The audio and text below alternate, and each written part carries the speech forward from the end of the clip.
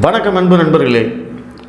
CAA குடியுரிமை திருத்த சட்டம் 2019 பாஜக அரசை கொண்டு வந்தாங்க. அது நேற்று தான் அமலாயிருக்கு. அது அமல் ஆனதுக்கப்புறம் பார்த்தீங்க அப்படின்னா இந்தியா முழுவதும் ஒரு சர்ச்சைகள் எழுந்துகிட்டே இருக்குது. இது இந்திய முஸ்லீம்களுக்கு எதிரானது அப்படின்னு ஒரு சாரார் சொல்கிறாங்க. இன்னொருத்தர் இந்தியா மதச்சார்பற்ற நாடு, அப்படி இருக்கிறபோது மதத்தை அடிப்படையாக வைத்து குடியுரிமை கொடுப்பது சட்டவிரோதம், அரசியலமைப்பு சட்டத்துக்கு எதிரானது அப்படின்னு சொல்லக்கூடியவர்கள் இருக்காங்க. ஏன் அங்கே பாகிஸ்தான், ஆப்கானிஸ்தான், பங்களாதேஷ் அவங்களுக்கு மட்டும் கொடுக்குற, இங்கே இருக்கிற இலங்கை தமிழர்களுக்கு கொடுக்கல, அவங்க இந்துக்களாக தெரியலையா அவங்களுக்கு அப்படின்னு கேட்குறவங்களும் இருக்காங்க. ஸோ இந்த கேள்விகளுக்கெல்லாம் பதில் என்ன அப்படிங்கிறது தான் நம்ம இங்கே பார்க்க போகிறோம். இந்த குடியுரிமை திருத்த சட்டம் உங்கள் எல்லாருக்குமே தெரிஞ்சிருக்கும். இப்போ வரைக்கும் எல்லாருமே திரும்ப சொல்லிகிட்டே இருப்பாங்க.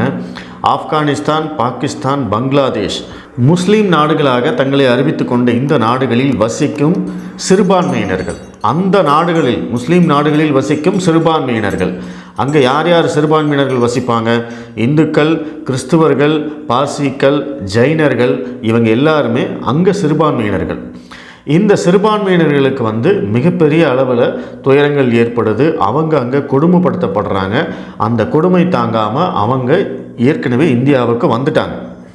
இவங்க எல்லாருமே, நான் சொன்ன இந்த சிறுபான்மையினர்கள் அத்தனை பேருமே ஏற்கனவே இந்தியாவுக்கு வந்துட்டாங்க. இப்போ அவங்களுக்கு குடியுரிமை கொடுக்கணும் அப்படின்னு இந்திய அரசு யோசிக்குது.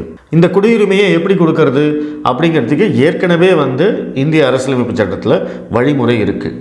ஒரு நபர் எந்த ஒரு மதத்தை சேர்ந்தவராக இருந்தாலும் சரி, எந்த ஒரு இனத்தை சேர்ந்தவராக இருந்தாலும் சரி, எந்த நாட்டை சேர்ந்தவராக இருந்தாலும் சரி, அவர் இந்தியாவுக்குள்ளே வந்துட்டார், அகதியாக இங்கே இருக்கார் அப்படின்னா 11 வருடங்கள் அவர் இங்கே அகதியாக இருந்தார் அப்படின்னா அவர் இந்திய குடியுரிமை வாங்கிறதுக்காக விண்ணப்பிக்கலாம். அதாவது நல்லா சொல்கிறேன், கேட்டுக்கோங்க. அந்த 11 வருஷம் இருந்துட்டார் அப்படிங்கிறதுக்காக அவருக்கு உடனே குடியுரிமையை நம்ம கொடுத்துட மாட்டோம். அதற்கு பிறகு தான் அவர் விண்ணப்பித்து அந்த விண்ணப்பங்களை சரிபார்த்து தான் அவருக்கு குடியுரிமை கொடுக்கப்படும். அதே நிலைமை தான் இங்கேயும். ஸோ இப்போ அந்த 11 வருஷம் அப்படின்னு இருக்கு. அந்த 11 வருஷத்துக்கு ரொம்ப அதிகமாக இருக்குது. ஏற்கனவே ரொம்ப கஷ்டப்பட்டு வந்தவங்க இப்போ அகதிகள் முகாமில் இருக்காங்க. அவங்களுடைய எதிர்காலம் என்ன ஆகும் அப்படின்லாம் யோசித்த மத்திய அரசு என்ன பண்ணுறாங்க அப்படின்னா, அந்த 11 வருடம் அப்படிங்கிறத பாதியாக குறைப்போம், ஒரு 5-6 வருஷமாக குறைப்போம், அதற்கு ஒரு சிறப்பு சட்டம் கொண்டு வருவோம் அப்படின்னு சொல்லி கொண்டு வந்தது தான் இந்த குடியுரிமை திருத்த சட்டம். இதில் என்ன தப்பு அப்படின்னு இப்போ வரைக்கும் எனக்கு புரியல. ஏற்கனவே அவங்கெல்லாம் இங்கே வந்துட்டாங்க. இனிமேல் புதுசாக வர்றவங்களுக்கு இல்லை.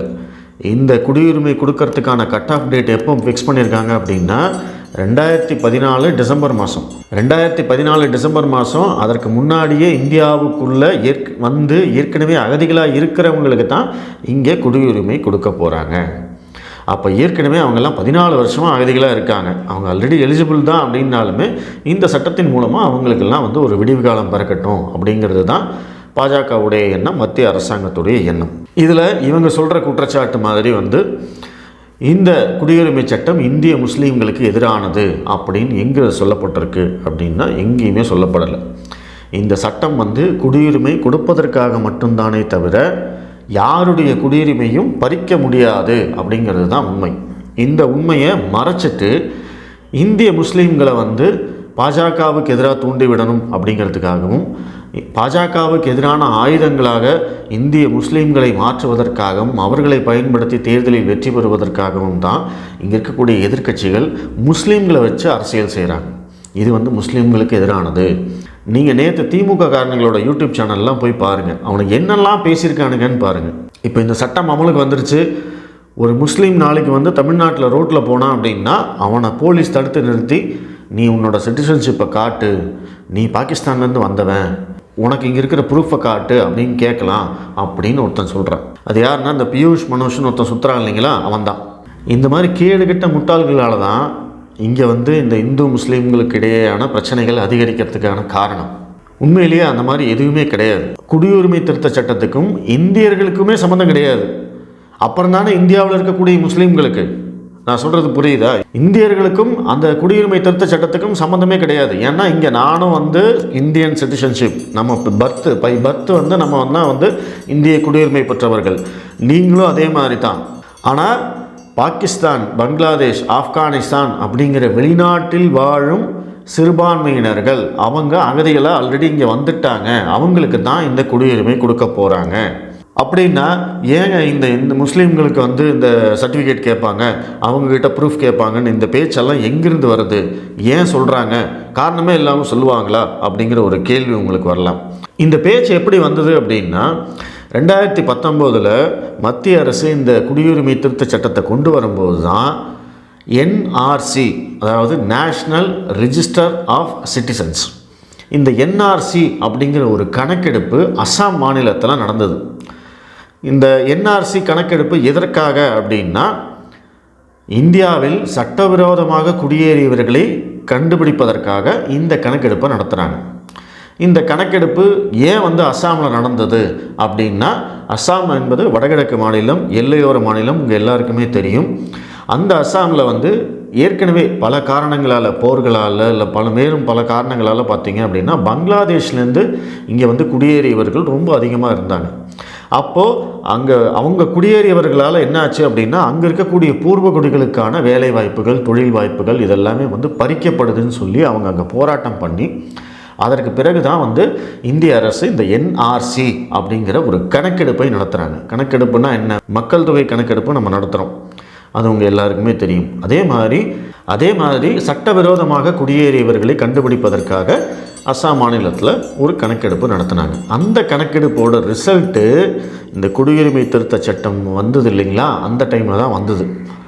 அதில் என்ன ஆச்சு அப்படின்னா 19 லட்சம் பேர் வந்து சட்டவிரோதமாக குடியேறியவர்கள் அப்படின்னு அந்த கணக்கெடுப்போட ரிசல்ட் சொன்னாங்க.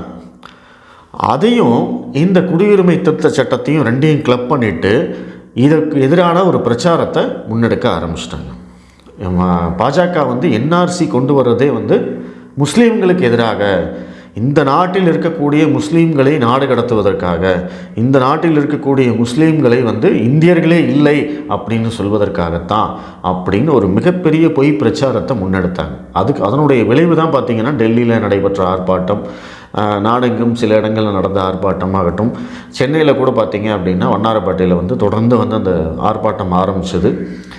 ஆனால் இதற்கு பின்னாடி ஆனால் இந்த ஆர்ப்பாட்டங்கள், போராட்டங்கள் எல்லாத்துக்கும் பின்னாடி அரசியல் காரணங்கள் இருக்குது அப்படிங்கிறதையும் நீங்கள் மறந்துடவே கூடாது. அந்த அரசியல் காரணங்களை பற்றி நம்ம தனியாக பேசலாம். பட் இந்த என்ஆர்சி அப்படிங்கிறது இதுதான். இந்த என்ஆர்சி வந்து நாடு முழுவதும் வந்து என்ஆர்சி கொண்டு வருவாங்க அப்படின்னு சொல்கிறாங்க. நாடு முழுவதும் என்ஆர்சி கொண்டு வருவதற்கான தேவையே கிடையாது. முதல்ல எல்லையோர மாநிலங்களில் தான் வந்து பார்த்திங்கன்னா இந்த ஊடுருவல் பிரச்சனை இருக்குது. இப்போ நம்மவும் வந்து எல்லையோர மாநிலம் தான், ஆனால் நம்மளுக்கு வந்து ஊடுருவல் எங்கேருந்து வருது? இலங்கையிலேருந்து வருது. நம்ம அவங்கள என்ன பண்ணுறோம்? இலங்கை தமிழர்கள் அப்படின்னு சொல்லி அகதிகள் முகாமில் அடைச்சி வைக்கிறோம். அதே இலங்கை தமிழர்கள் இங்கே வராங்க, வந்த உடனே அவங்களும் வந்து ஓட்டர் ஐடி வாங்கிடுறாங்க, அவங்களும் ஆதார் கார்டு வாங்கிடுறாங்க, அவங்களும் வேலை பார்க்குறாங்க, அவங்களும் இங்கே ஸ்கூலில் சேர்ந்துடுறாங்க, எல்லா கவர்மெண்ட் சர்டிஃபிகேட்டும் வாங்கி அவங்களும் ஓட்டு போட ஆரம்பிக்கிறாங்கன்னு வச்சுக்கோங்களேன். அது வந்து ஒரு குறைந்த எண்ணிக்கையில் இருக்கிற வரைக்கும் நீங்கள்லாம் ஒத்துக்கலாம்.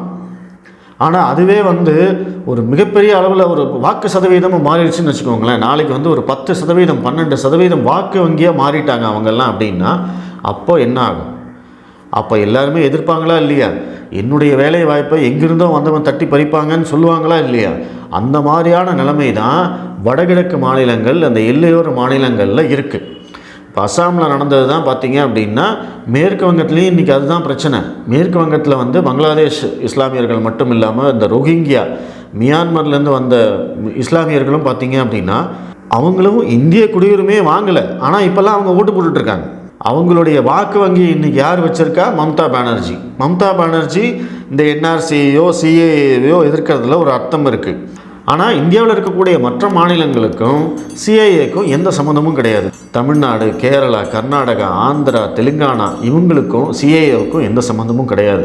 இப்போ கொண்டு வந்திருக்கிற அந்த குடியுரிமை திருத்த சட்டத்தில் என்ன சொல்ல போகிறாங்க அப்படின்னா, வட மாநிலங்களில் இருக்கக்கூடிய சில குறிப்பிட்ட மாவட்டங்களில் ஏற்கனவே அகதிகள்லாம் இருக்காங்க. அந்த அகதிகளையெல்லாம் வந்து கலெக்டர் மூலமாக கணக்கெடுத்து அவங்களுக்கெல்லாம் வந்து எலிஜிபிலிட்டி இருக்கா அப்படிங்கிறத பார்த்து அவங்களுக்கெல்லாம் குடியுரிமை கொடுக்க போகிறாங்க. இது மட்டும்தான் நடக்க போகுது. இதில் வந்து முதல்வர் ஸ்டாலின் சொல்கிற மாதிரி நாங்கள் அமல்படுத்த மாட்டோம் அப்படின்னா அதுக்கான ரைட்ஸே உங்களுக்கு கிடையாது. ஆனால் இவங்க வந்து நாங்கள் அமல்படுத்த மாட்டோம் அப்படின்னு சொல்லுவாங்களாமா. இதில் வேறு அந்த புது பொண்டாட்டி கட்டின விஜய் பார்த்திங்க அப்படின்னா, அதாவது புது கட்சி ஆரம்பிச்சார்ல, அதை சொன்னேன். அவர் வந்து என்ன சொல்லியிருக்காரு, உடனே அறிக்கை, பிளவுவாத அரசியலை முன்னெடுக்கும், இதை அனுமதிக்கக்கூடாது அப்படின்னு. என்னன்னே தெரியாமல் இவங்கெல்லாம் வந்து கம்பு சுற்றுறாங்கன்னா இதுதான் வந்து தமிழ்நாட்டோட எதிர்காலம் அப்படின்னு நினைக்கிற போது நம்மளுக்கு உண்மையிலேயே ரொம்ப வருத்தமாக இருக்குது. சரி, இதில் வந்து ஒன்று, இந்திய இஸ்லாமியர்களுக்கு எதிரானது இல்லை, இந்தியாவில் இருக்கக்கூடிய இந்தியர்களுக்கும் குடியுரிமை திருத்த சட்டத்துக்குமே எந்த சம்மந்தமும் கிடையாது. அப்படி இருக்கிற போது இந்திய முஸ்லீம்களுக்கும் இதுக்கும் சம்மந்தமே இல்லை. என்ஆர்சி அப்படிங்கிறது தான் வந்து அந்த நேஷ்னல் ரெஜிஸ்டர் ஆஃப் சிட்டிசன்ஸ் அப்படிங்கிறது தான் அந்த கணக்கெடுப்பு. அந்த கணக்கெடுப்பை இந்தியா முழுவதும் நடத்துகிறோம் அப்படிங்கிறதுக்கான எந்த விதமான அறிவிப்பும் மத்திய அரசு கொடுக்கல. அஸ்ஸாமில் நடந்த கணக்கெடுப்பும் உச்சநீதிமன்ற வழிகாட்டுதலின்படி தான் நடந்ததே தவிர மத்திய அரசு முன்னெடுக்கலை. இது எல்லாத்தையுமே தயவுசெய்து புரிஞ்சுக்கணும். அதனால் இந்த சட்டம் எந்த வகையிலையும் இந்திய முஸ்லீம்களுக்கு எதிரானது இல்லை. இது ஒரு பாயிண்ட்டு. இரண்டாவது பாயிண்ட்டு, மதத்தின் பெயரால் இந்த குடியுரிமை கொடுப்பது நியாயமா? இந்தியா வந்து மதச்சார்பற்ற நாடு. அப்படி இருக்கிற போது ஒரு குறிப்பிட்ட மதத்தின் அடிப்படையில் நீங்கள் எப்படி குடியுரிமை கொடுக்கலாம் அப்படின்னு கேட்குறாங்க. பாகிஸ்தான், பங்களாதேஷ், ஆப்கானிஸ்தான் இங்கெல்லாம் வந்து மதச்சிறுபான்மையினர்கள் துன்புறுத்தப்படுறாங்க அப்படிங்கிறது உண்மை. இதை யாரும் மறுக்க முடியாது. இந்த கேள்வி கேட்குறவங்களே அதை மறுக்கலை. 1947 இந்தியா சுதந்திரம் அடைந்த போது பார்த்திங்கன்னா பாகிஸ்தானில் வந்து அரௌண்டு 13% 14% இந்துக்கள் இருந்திருக்காங்க. இன்றைக்கி அதனுடைய சதவிகிதம் 1.5. அப்போ மீதி இருந்தவங்கெல்லாம் எங்கே போனாங்க? ஒன்று, அவங்கெல்லாம் வந்து கட்டாய மதமாற்றம் பண்ணப்பட்டிருக்கணும், அப்படி இல்லைன்னா படுகொலை செய்யப்பட்டிருக்கணும். இது அவங்களுக்கு பரவாயில்ல. ஆனால் அங்கிருந்து இங்கே தப்பிச்சு வந்தவங்களுக்கு குடியுரிமை மட்டும் கொடுக்கக்கூடாதுன்னா என்ன அர்த்தம்? அதனால் வந்து இதை வந்து மதமாக பார்க்கணுங்கிற அவசியம் இல்லை. நான் ஒரு எதிர்கேள்வி கேட்குறேன்.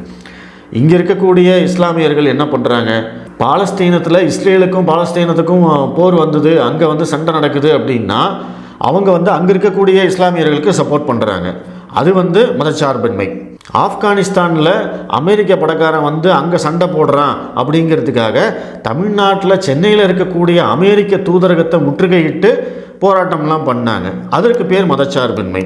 ஆனால் பாஜக வந்து பாகிஸ்தான்லேயோ ஆப்கானிஸ்தான்லேயும் பங்களாதேஷ்லேயும் இருக்கிற இந்துக்களை பற்றியும் கிறிஸ்தவர்களை பற்றியும் பார்சிகளை பற்றியும் ஜைனர்களை பற்றியும் கவலைப்பட்டாங்க அப்படின்னா அதற்கு பேர் மதவாதம். இதுதான் இவங்களுடைய நெரேட்டிவ், இதுதான் இவங்களுடைய செக்குலரிசம். இவங்க வந்து உலகம் முழுவதும் இருக்கிற முஸ்லீம்களை பற்றி இங்கே கவலைப்படலாம், இங்கே பேசலாம், அவங்களுக்கு வந்து நம்ம ஆதரவு கொடுக்கணும் அப்படின்லாம் பேசலாம். ஆனால் மற்ற மதங்களை சேர்ந்தவர்களுக்காக எதுவுமே பேசிடக்கூடாது. அப்படி பேசினா அவங்க வந்து மதவாதி ஆகிடுவாங்க. இது என்ன நியாயம்? இந்த நியாயத்தை தயவு செய்து முஸ்லீம்கள் புரிஞ்சுக்கணும் அப்படின்னு நான் விரும்புகிறேன்.